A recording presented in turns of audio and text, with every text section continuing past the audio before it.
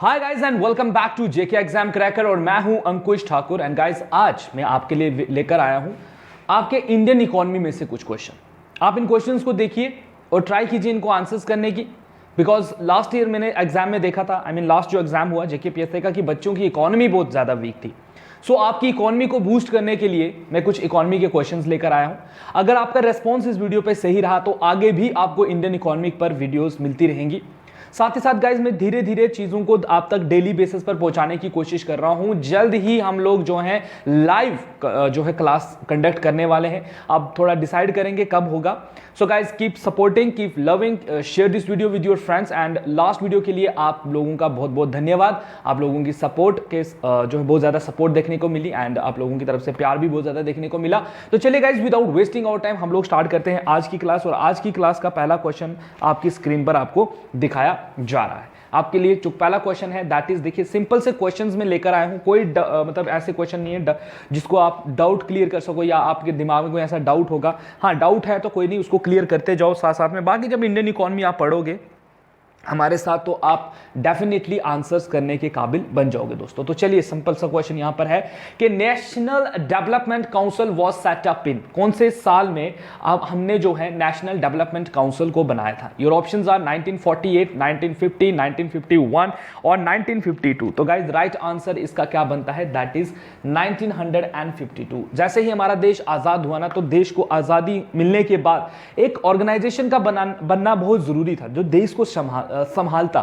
जैसे हम अपने घर को संभालते हैं ना, कि हमारे घर में जो मतलब बड़े होते हैं हमारे, मोस्टली वो लोग पैसा लेकर आते हैं, they utilize the money. Okay, किसको, बच्चे को कितनी एजुकेशन के लिए कितना जाना है, घर का खर्चा, shopping and all that blah blah, जो भी चीजें हम लोग देखते हैं घरों में, तो प्रॉपर्ली उसके लिए एक ऑर्गेनाइजेशन है। तो देश को चलाने के लिए भी एक नेशनल डेवलपमेंट काउंसिल का बनाया गया था। तो इसको कब बनाया गया है दोस्तों, 1952 में, याद रखिएगा। हाँ, यहां पर आप कमेंट सेक्शन में मुझे बता सकते हो चेयरमैन कौन है इसके, ठीक है, इसका चेयरमैन कौन होता है। चलिए जो भी है, economic planning is the subject, ठीक है। जो इकोनॉमिक प्लानिंग है ये किस सब्जेक्ट का पार्ट है। इंडियन पॉलिटी में भी आपने ये चीज पढ़ी होगी। क्या ये यूनियन लिस्ट में आता है, स्टेट लिस्ट में आता है, कॉन्करेंट लिस्ट में आता है, या unspecified in any special list, या इसको अनस्पेसिफाइड कर दिया गया है किसी भी लिस्ट से। सो बिल्कुल यहां पर राइट आंसर क्या आएगा गाइज, आपको पता, आप सोच ही रहे होंगे कि यूनियन लिस्ट है, तो बिल्कुल यूनियन लिस्ट जो है गाइज इसका राइट आंसर है। Union list is the right answer for question number 2 guys. चलिए आगे बढ़ते हैं अगले क्वेश्चन की तरफ। अगला क्वेश्चन आपके लिए क्या आ रहा है, अगला क्वेश्चन जो हम लेकर आए हैं आपके लिए, that is for internal financing of 5 year plans the government depends on. आपको पता है 5 ईयर प्लान सब चेंज हो गए, नाउ इट्स नीति आयोग, है ना, ये पता है, आपको पता ही होगा सब बच्चों को, नीति आयोग जो है वो बन गया है। लेकिन पहले इनको कहा जाता था 5 ईयर प्लान, ठीक है। एक प्लान स्ट्रेटेजी बनाई जाती थी कि 5 सालों में हम लोग किस फैक्टर पर फोकस करेंगे एंड ऑल दैट, जो भी डेवलपमेंट होगा वो किस तरीके से होगा। सो यहां पर आपने बताना है कि जो इंटरनल फाइनेंसिंग होती है 5 ईयर प्लान की, तो गवर्नमेंट डिपेंड्स अपॉन, गवर्नमेंट किस चीज के ऊपर डिपेंड है, सिर्फ टैक्सेशन के ऊपर, टैक्सेशन एंड पब्लिक बोरोइंग के ऊपर, public borrowing and deficit in financing के ऊपर, taxation, public borrowing and deficit financing guys. तो बिल्कुल क्वेश्चन नंबर 3 का आंसर यहां पर बताओ क्या है। तो बिल्कुल गाइज यहां पर राइट आंसर है टैक्सेशन ओनली, ठीक है, taxation only is the right answer for question number 3 guys. चलो आगे बढ़ते हैं, आगे वाला क्या आ रहा है, दैट इज प्लानिंग कमीशन क्या है गाइज, ठीक है, सॉरी गलत पढ़ लिया मैंने। National development council gets its administrative support from, बताएं कि जो हमारी शिट, क्वेश्चन नंबर 4 देखिए क्या बोल रहा है।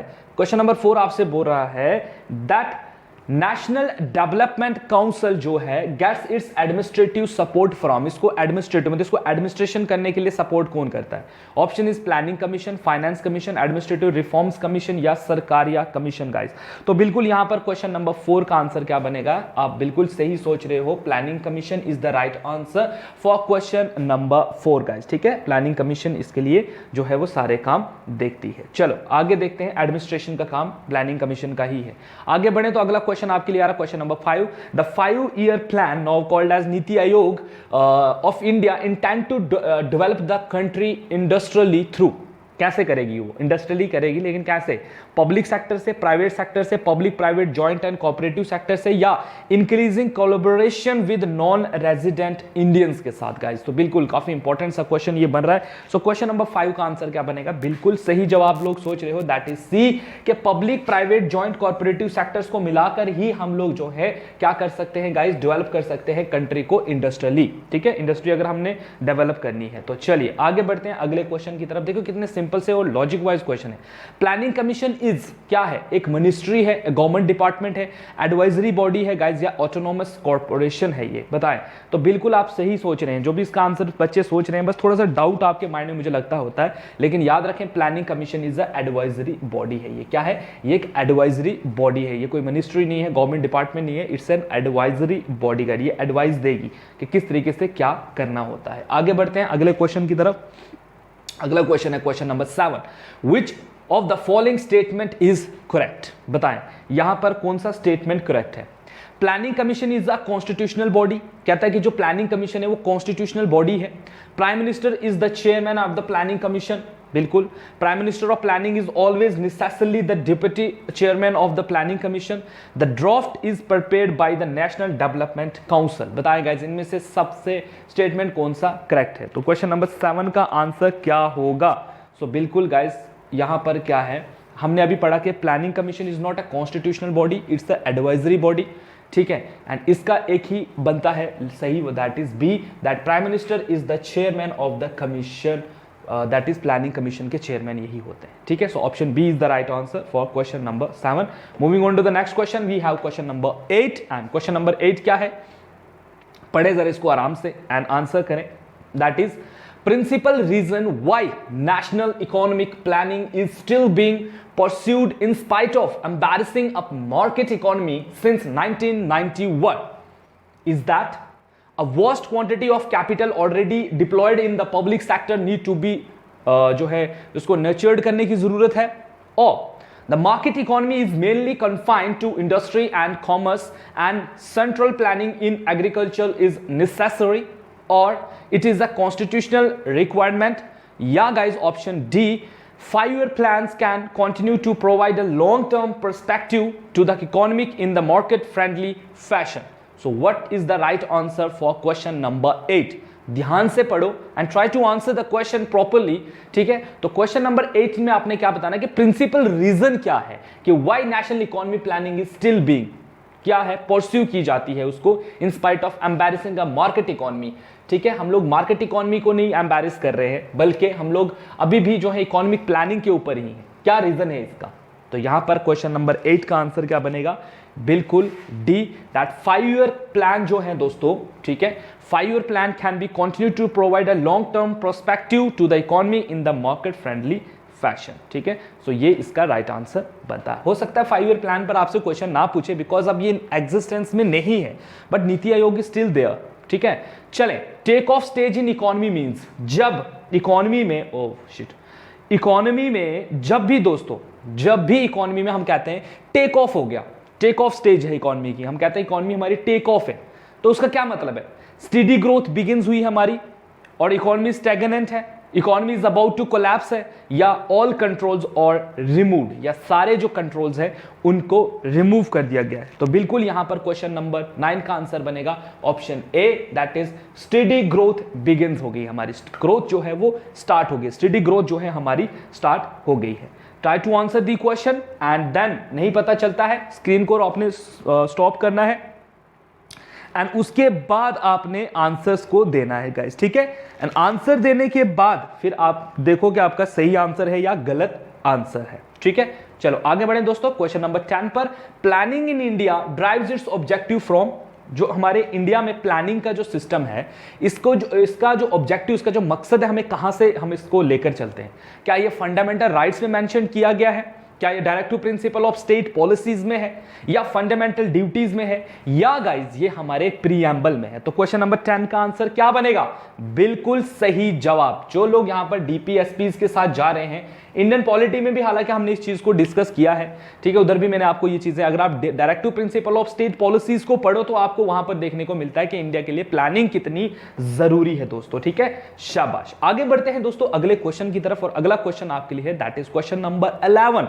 ये क्वेश्चन जो है एग्जाम में देखा गया है मोस्टली, ठीक है। 70% of working population of India is engaged in, किस सेक्टर में एंगेज्ड है? ये तो आपको पता है ना, इकोनॉमी के 3 सेक्टर होते हैं, primary, secondary and tertiary. Agriculture सारा इधर आता है, इंडस्ट्रीज हमारी सारी इधर आती हैं, और जो हम सर्विस वगैरह देते हैं वो सारी इधर आती हैं। ये तो चीज आपको बेसिक नॉलेज तो पता ही होगा। तो सेक्टर वाइज देखो, अब आपने बताना यहां पर सबसे ज्यादा हम लोग किस सेक्टर में है, public sector, primary sector, secondary sector या टेरिशरी सेक्टर का? तो 70% जो हमारी पॉपुलेशन है it engaged in primary sector. Means देखो, प्राइमरी सेक्टर में हम डायरेक्ट इन कॉन्टैक्ट होंगे नेचर के साथ, and we excavate things from the nature, and then हम उसको लेकर जाते हैं सेकेंडरी सेक्टर में। सेकेंडरी सेक्टर में उसको, उसके ऊपर थोड़ा कैपिटल वगैरह लगेगा, चीजों को तोड़ मरोड़ कर बनाया जाएगा। जैसे आप गेहूं निकाल रहे हो, तो प्राइमरी सेक्टर से, गेहूं जमीन से निकल रहा है ना, नेचर से, then you can take it to industries. आपने गेहूं का आटा बना दिया, फिर आटे को बेचने के लिए आप एड्स दे रहे हो, सर्विस ले रहे हो, गाड़ी आ रही है, ये सब चीजें दे कम अंडर टेरिशरी सेक्टर। यार इकोनॉमी इतनी भी मुश्किल नहीं है जितना आप बच्चों को लगती है, बट चले कभी जिंदगी में हमसे टू से आपको पढ़ाएंगे तो आपको पता चलेगा। चलिए क्वेश्चन नंबर 12 पर आइए। Economic survey is published by, economic survey, हर साल इकोनॉमिक सर्वे आती है दोस्तों। इस इकोनॉमिक सर्वे को कौन पब्लिश करता है? It is published by ministry of finance, planning commission, government of India और इंडस्ट्रियल स्टैटिकल इंस्टीट्यूट।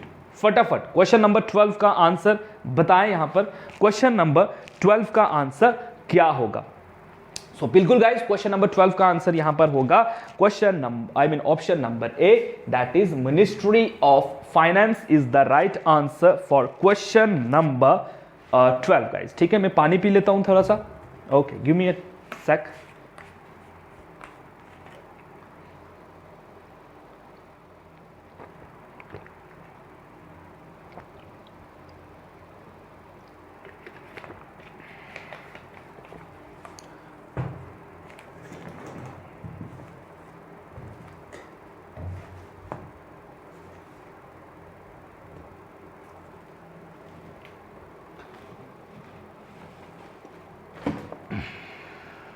चले आगे बढ़े अगले क्वेश्चन की तरफ। अगला क्वेश्चन आपके लिए क्या आ रहा है? अगला क्वेश्चन है question number 13। Who is called the father of economics? Father of economics किनको कहा जाता है ना? Option is Max Muller, Karl Marx, Adam Smith, none of these. So guys याद रखना, इसका राइट आंसर बनेगा Adam Smith. So Adam Smith is the right answer for question number 13। फटाफट आगे बढ़ते हैं दोस्तों अगले क्वेश्चन की तरफ। अगला क्वेश्चन आपके लिए है question number 14। Concept of 5-year plan in India was introduced by. India में 5 साल का जो प्लानिंग चलेगा, ये किसके द्वारा इसको इंट्रोड्यूस किया गया था? Is is lord Mountbatten, Jawaharlal Nehru, Indira Gandhi, Lal Bahadur Shastri? So बिल्कुल क्वेश्चन नंबर 14 का आंसर क्या होगा? It's guys one and only Jawaharlal Nehru is the right answer. ठीक है, चलें आगे बढ़ते हैं अगले क्वेश्चन की तरफ। अगला क्वेश्चन क्या है? That is question number 15। India के पास कौन सी इकोनॉमी है? ठीक है, क्या इंडिया के पास सोशलिस्ट इकोनॉमी है? अब आपको पता होना चाहिए सोशलिस्ट इकोनॉमी क्या होती है, आपको पता होना चाहिए गांधीयन इकोनॉमी क्या है, मिक्स्ड इकोनॉमी है एंड फ्री इकोनॉमी है। तो बहुत सारे देशों में ना, जैसे कोई बहुत सारे, अमेरिका ले लो तो America based on capitalist system, Russia is based on socialism, China is based upon communalism, है ना, और यू कैन से सोशलिज्म ही है चाइना में भी। सो इंडिया में क्या है? तो India is basically a mixture. ठीक है, यहाँ पर प्राइवेट सेक्टर भी है, गवर्नमेंट सेक्टर भी है, and all that, socialism capitalism दोनों ही है। So India has a mixed economy. ये आप चीज पढ़ भी चुके हो, कहीं ना कहीं देखना आपने पक्का पढ़ी होगी ये चीज। आगे बढ़ो। India opt for mixed economy in, India ने कब मिक्स्ड इकोनॉमी को देखो ऑप्ट किया है? फ्रेमिंग ऑफ द कॉन्स्टिट्यूशन के टाइम पर, सेकंड 5 ईयर प्लान के टाइम पर, इंडस्ट्रियल पॉलिसी ऑफ 1948 में, या नन ऑफ द अबो। तो क्वेश्चन नंबर 16 का आंसर यहां पर क्या होगा? क्वेश्चन नंबर 16 का आंसर आप यहां पर होगा, जब हमने इंडस्ट्रियल पॉलिसी लाई थी 1948 में, हमने तभी डिसाइड किया था कि हम लोग मिक्स्ड इकोनॉमी को ऑप्ट करेंगे। चलो आगे बढ़ते हैं अगले क्वेश्चन पर, that is question number 17। Mixed economy means an economy where, mixed economy का क्या मतलब है? इकोनॉमी जहां पर कैसी होगी? बोथ एग्रीकल्चर एंड इंडस्ट्री और equally promoted by the state, there is coexistence of public sector along with private sector, there is importance of small scale industries along with heavy industries, और economy is controlled by military as well as civilian rulers. ये तो साफ साफ D तो कहीं आपको दिख रहा है बनेगा, डी तो सीधा सीधा कट हो जाएगा कि मिलिट्री विलिट्री के हाथ में हम इकोनॉमी देंगे नहीं भाई साहब। तो बताओ फिर मिक्स्ड इकोनॉमी का मतलब क्या होगा? मिक्स्ड इकोनॉमी का मतलब क्या होगा? तो यहां पर आप अच्छे से देख लो क्वेश्चन नंबर 17 का क्या है। तो यहां पर क्या होगा गाइस, जहां पर पब्लिक सेक्टर भी होगा और प्राइवेट सेक्टर दोनों ही होंगे। सो यही चीज मैंने आपको थोड़ी देर पहले बताई, तो आप बी के साथ आराम से जा सकते हो without any hesitation, without any सोच समझ के। चले गाइस आगे बढ़ते हैं अगले क्वेश्चन की तरफ। अगला क्वेश्चन आपके लिए क्या आ रहा है? अगला क्वेश्चन आपके लिए है, India's economic planning can not be said to be, what is it? Indicative, imperative, limited और डेमोक्रेटिक गाइस।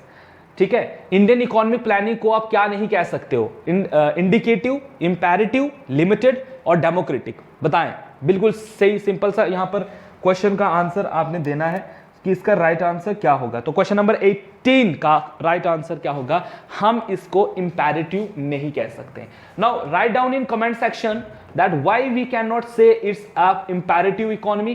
इसका मुझे आंसर मतलब कमेंट सेक्शन में चाहिए गाइज। मैं आपसे उम्मीद कर सकता हूं थोड़े से आंसर्स की कि क्यों नहीं कहेंगे। ठीक है, चले आगे बढ़ते हैं अगले क्वेश्चन पर, that is question number 9। Who is the deputy chairman of planning commission? Deputy chairman कौन होता है प्लानिंग कमीशन का? क्या प्राइम मिनिस्टर है, फाइनेंस मिनिस्टर है, कॉमर्स मिनिस्टर है, या नन ऑफ द अबो? तो क्वेश्चन नंबर 19 का आंसर क्या बनेगा? इनमें से कोई भी नहीं होता है। ठीक है, इनमें से कोई भी जो है डिप्टी चेयरमैन नहीं होता है प्लानिंग कमीशन का। प्लानिंग कमीशन पीएम तो हेड है, चलो इसको तो मानते हैं, ठीक है वो होता है, लेकिन डिप्टी पीएम यहां पर इनमें से कोई नहीं होता है। चलिए, deputy chairman of planning commission कौन है? Is the prime minister, is the planning minister, the hold of rank of the cabinet minister, is an economist of reputed. देखो यहां पर एक और क्वेश्चन, ऐसे ही क्वेश्चन आपसे पूछेगा, वहां पर पूछा कि नहीं होता तो फिर कौन होता है? तो क्वेश्चन नंबर 20 का आंसर क्या होगा दोस्तों? यहां पर होता है it holds the rank of a cabinet minister होता है। ठीक है, सो सी यहां पर बनेगा। Deputy chairman of planning commission कौन होगा? Holds the rank of the cabinet ministers. ठीक है, चलो आगे बढ़ते हैं अगले क्वेश्चन पर। अगला क्वेश्चन क्या है? Question number 21। Who was the first deputy chairman of planning commission of India? बताएं, पहले प्लानिंग कमीशन के डिप्टी चेयरमैन का नाम बताएं। श्री जवाहरलाल नेहरू, डॉक्टर राजेंद्र प्रसाद, श्री वीटी कृष्णमाचार्य, श्री राजा गोपालाचार्य। गाइस बिल्कुल क्वेश्चन नंबर 21 का आंसर यहां पर क्या होगा? सो यहां पर होगा Shri VT Krishnamacharya is the right answer for question number 21। Moving on to the next question, we have question number 22, that is which of the following gives an accurate measurement of economic development through 5-year plan? इनमें से कौन सा accurate measurement देता है हमें economic development जो हमने 5 year plans को चुना है? Development of education and health service, development of railways and roadways, rise in national income and per capita income, development of industrial towns and industrial estates. तो बताएं यहां पर राइट आंसर क्या होगा क्वेश्चन नंबर 22 का?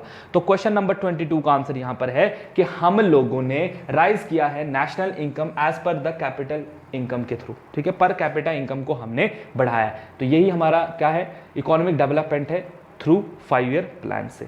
चले आगे बढ़ते हैं गाइस अगले क्वेश्चन की तरफ। Question number 23। In India the public sector is most dominant in. India में जो पब्लिक सेक्टर है वो मोस्ट डोमिनेंट है ट्रांसपोर्ट की वजह से, स्टील प्रोडक्शन की वजह से, कमर्शियल बैंकिंग की वजह से, organised term lending financial institution की वजह से। फटाफट गाइस यहां पर आंसर करें क्वेश्चन नंबर 23 का। तो यहां पर इसका आंसर क्या है? That is it is because of commercial banking की वजह से। याद रखें, commercial banking is the reason, that's why India has a public sector in most dominant यहां पर है। ठीक है, चले आगे बढ़ते हैं अगले क्वेश्चन की तरफ। अगला क्वेश्चन आपके लिए क्या आ रहा है? That is question number 24। First attempt to initiate economic planning in India was made by. ठीक है, पहला अटेम्प्ट हमने कब लगाया इकोनॉमिक प्लानिंग का इंडिया में? Was made by that is Balwant Rai Mehta committee के टाइम पर, वल्लभ भाई पटेल के द्वारा, एम विश्वेश्वर राय के टाइम पर, या जवाहरलाल नेहरू के टाइम पर? First attempt to initiate economic planning in India was किसके टाइम पर स्टार्ट की थी?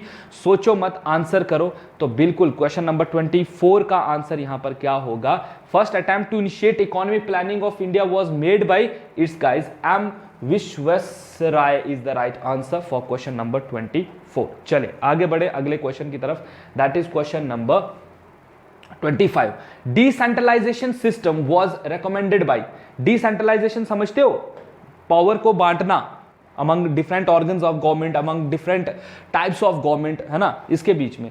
तो ये रेकमेंड किसने किया था? C Rajagopalachari, J B Kripalani, it's J B Kripalani, Balwant Rai Mehta committee, या अशोक मेहता? याद होगा आपको, इनकी भी एक कमेटी बनी थी। क्वेश्चन नंबर 25 का आंसर है it is concern was given by Balwant Rai Mehta. ठीक है, आगे बढ़े दोस्तों। चलो अगला क्या है? Main objective of first 5 year plan was, ये इंपॉर्टेंट सा क्वेश्चन, ये पूछा जाता है।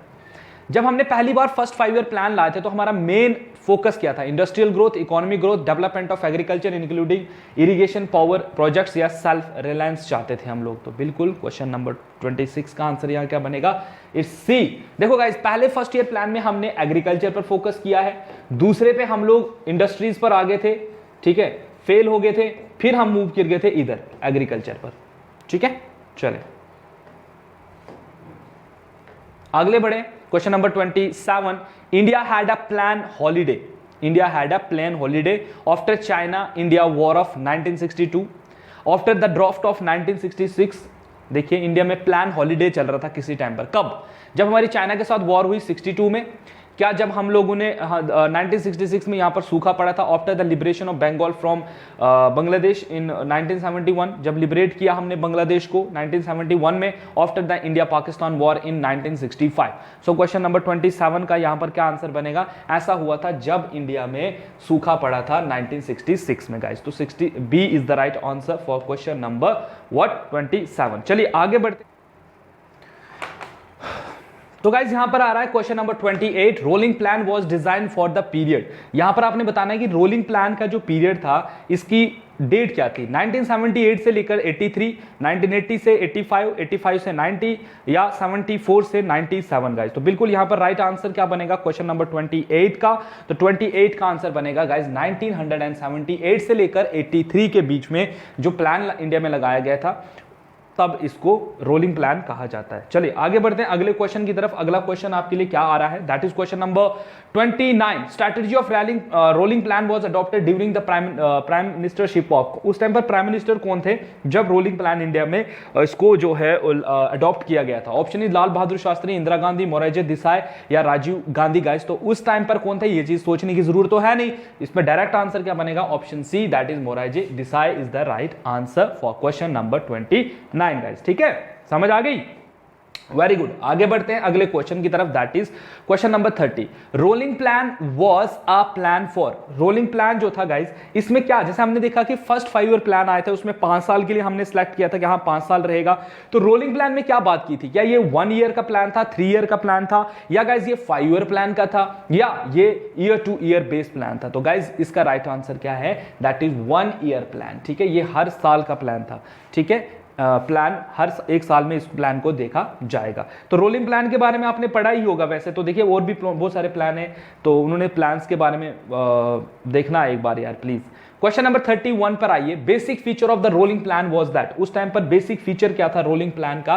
No physical target was visualised, revision of the achievements of previous year, annual in fluctuation in prices and major economic developments could be consider while fixing targets, no financial target expect in the terms of annual plan was engaged. तो बिल्कुल guys यहां पर question number 31 का answer क्या बनेगा? Question number 31 का answer यहां पर बनेगा कि इसमें हम एनुअली जो है आपकी फ्लक्चुएशन को देखेंगे प्राइसेस में, और मेजर इकोनॉमिक डेवलपमेंट्स को देखेंगे।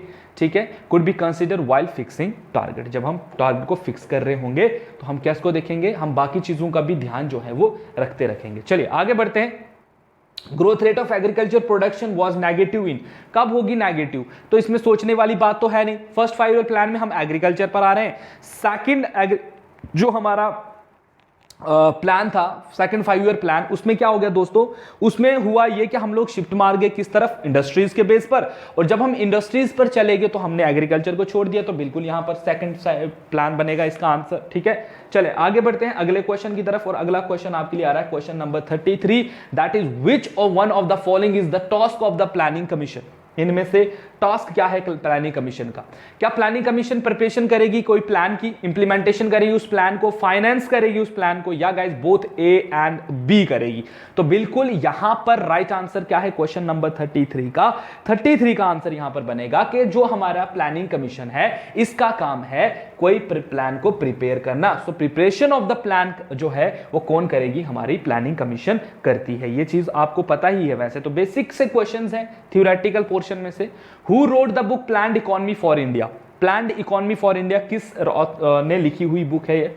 ऑप्शन है एम विश्वेश्वर राय, सरदार वल्लभ भाई पटेल, जवाहरलाल नेहरू, या गाइज महात्मा गांधी। तो guys the right answer for this question is that M Visvesvaraya is the right answer, जिन्होंने इस बुक को पब्लिश किया था गाइज। चले आगे बढ़ते हैं अगले क्वेश्चन की तरफ, दैट इज ग्लोबलाइजेशन। का नाम सुना है? बिल्कुल, एलपीजी का नाम तो सुना ही होगा।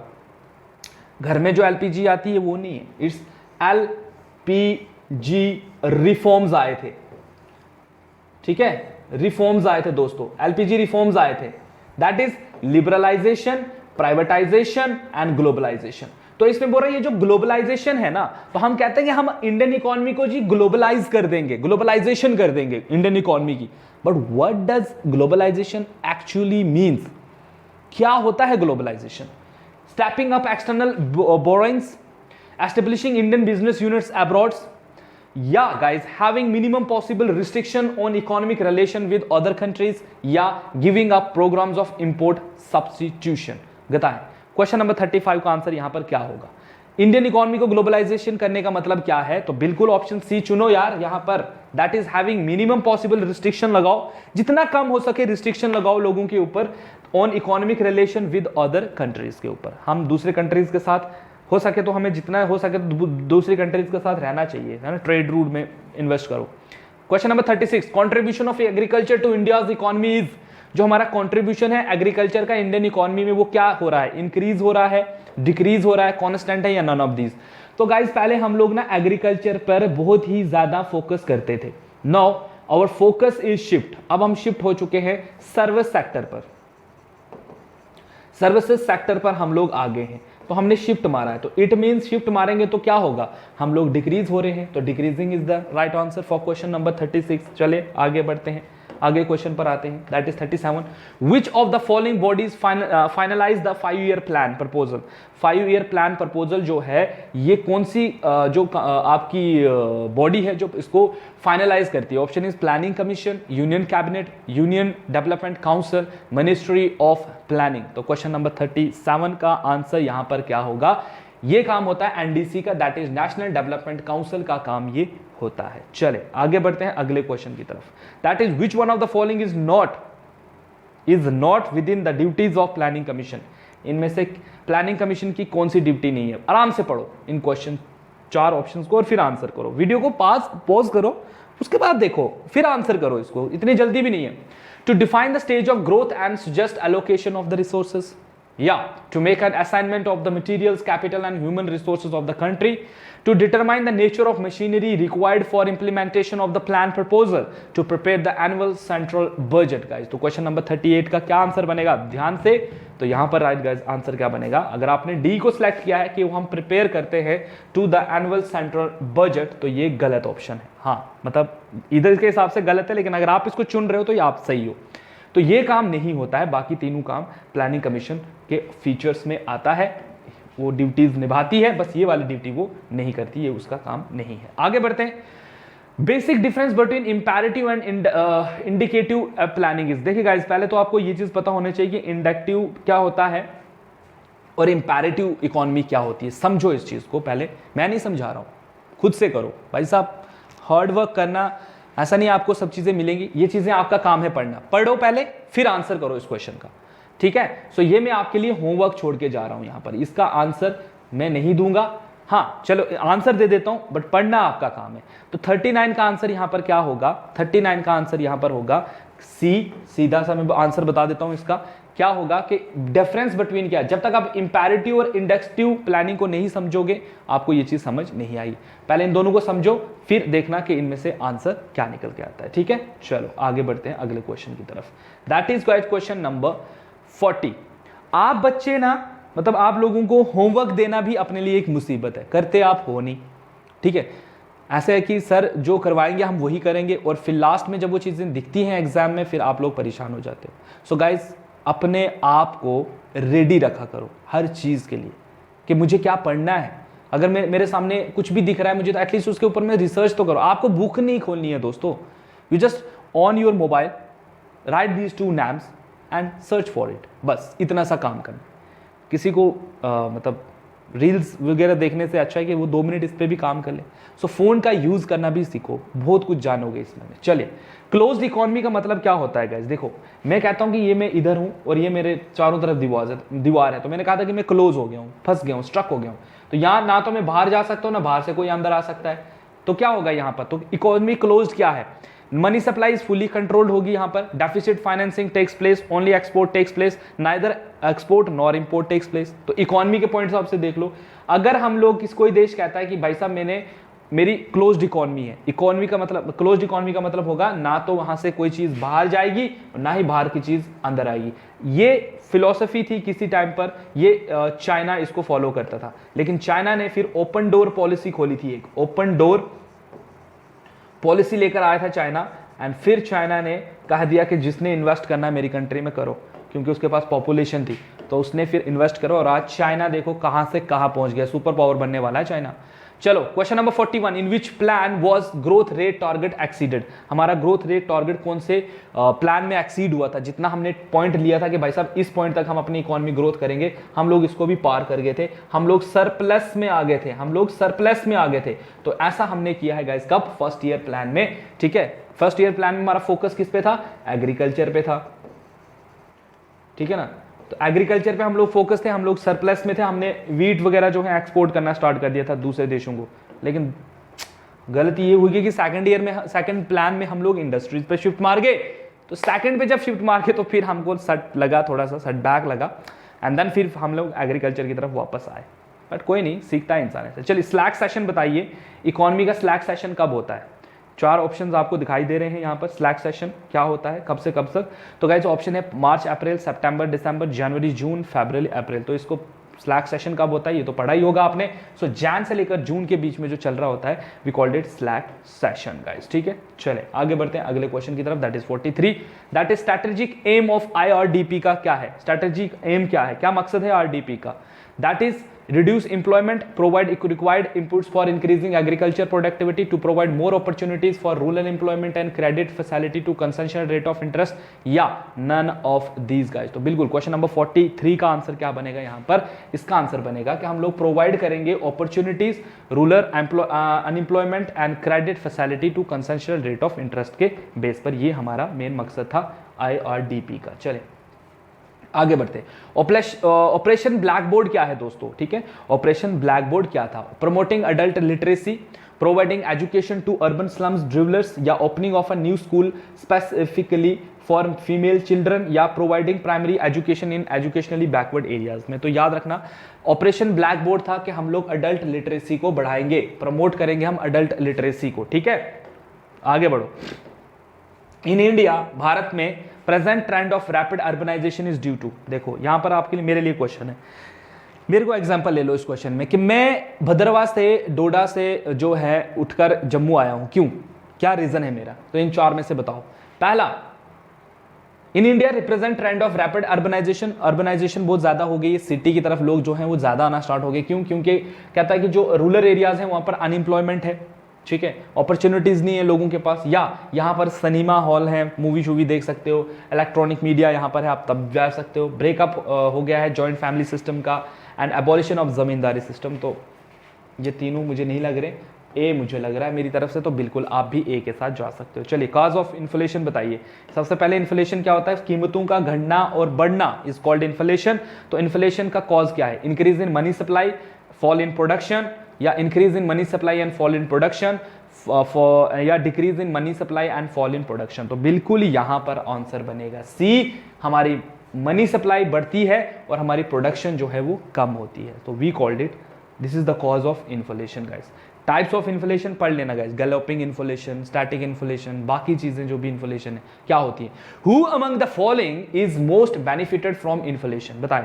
अब यहां पर मेरे को बताओ सबसे ज्यादा बेनिफिट किसको होगा। सोचो आपने पैसे उधार लिए और सडनली यहां पर इन्फ्लेशन हो जाए तो फायदा होगा ना आपको, जिन्होंने उधार लिया होगा, तो डेबिटर्स को सबसे ज्यादा फायदा होगा यहाँ पर, है ना। तो लॉजिक वाइज का क्वेश्चन है। अब नुकसान किसका होगा, तो क्रेडिटर्स को होगा, बिल्कुल ये भी आपको पता ही है। तो यहाँ पर देखो नेक्स्ट क्वेश्चन ये है कि सफर कौन करेगा इन्फ्लेशन से, तो आप बोलोगे सर फायदा जब क्रेडिटर को हो रहा है तो नुकसान डेबिटर को ही होगा, तो debtor is the right answer, है ना। चलो आगे 48 का, यस सॉरी उल्टा बोल दिया मैंने, डेबिट देने वाले को नहीं, क्रेडिट देने वाले को। तो यहाँ पर क्या है, एक मिनट चेक कर लेते हैं।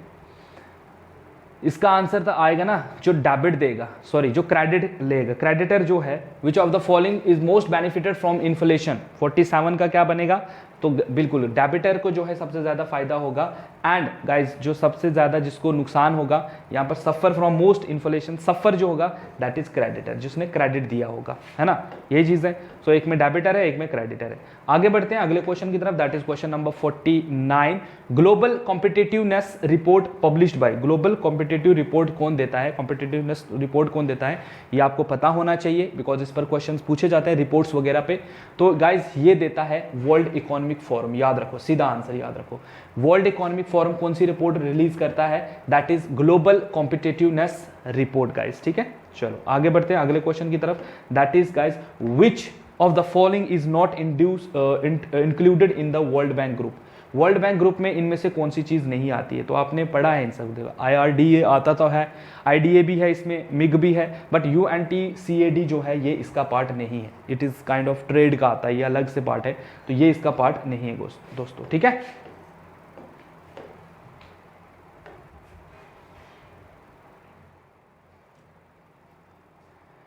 ओके गाइज, तो ये थे आज आपके 50 MCQs जो मैं आपके लिए लेकर आया था। And I hope so guys कि आपको ये MCQs सही लगे हों। बाकी आपने जो भी सजेशंस है कमेंट सेक्शन में डालते रहा करो। एंड वीडियो को लाइक करो, चैनल को सब्सक्राइब करो and share this video with your friends guys. अब नेक्स्ट आपके लिए कुछ और भी चीज़ें हम लोग लेकर आ रहे हैं एंड जल्द ही हम लोग कुछ और भी, मतलब जैसे साइंस का पोर्शन है, आपके मैथ्स का पोर्शन है, जो भी आपके बाकी कंपोनेंट हैं वो भी आपको अब रेगुलर बेसिस पर मिलते रहेंगे। तो सबसे मेरी तरफ से आप लोगों को बेस्ट विशेज़ हैं। तो गाइज अब ये मत सोचना कि डेट एक्सटेंड हो गई तो एग्जाम पता नहीं कब होगा, एग्जाम हो जाएगा, आप लोग तैयारी जो है अपनी वो कंटिन्यू रखो। तो चले गाइज इस उम्मीद के साथ कि आपके लिए ये वीडियो सही रहे, में तब तक अपना ध्यान रखो एंड स्टे ट्यून विद